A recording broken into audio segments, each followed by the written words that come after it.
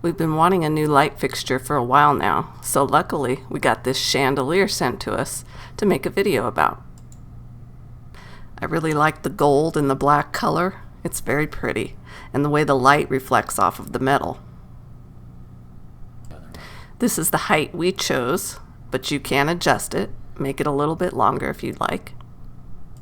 It's not very hard to put together, doesn't have that many pieces. Here's everything that came in the box. Here's all the decorative metal pieces that came with it, as well as the hardware and the fixture itself.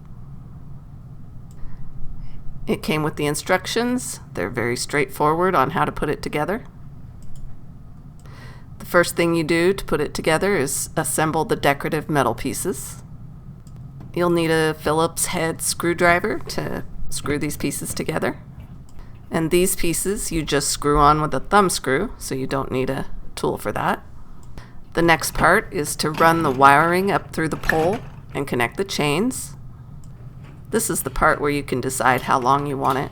You can choose 1 pole or 2.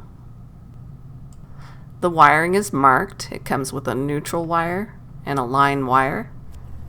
Remember to turn your power off before you start connecting the wiring to the light fixture.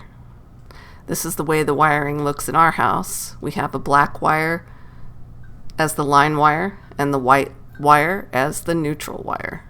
We just connect the same colors to the chandelier. I got the bracket connected. This will hold up the chandelier.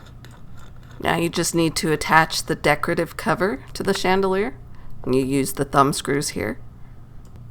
The chandelier is a little bit heavy. You might need somebody to hold it for you. Okay, there it is. Now we just need to get some light bulbs. Now that we have the light bulbs in, we're going to turn the power on. Now let's turn it on and see how it looks.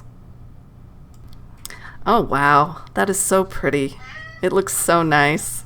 This is how it looks over our table here with the flowers. It's very pretty.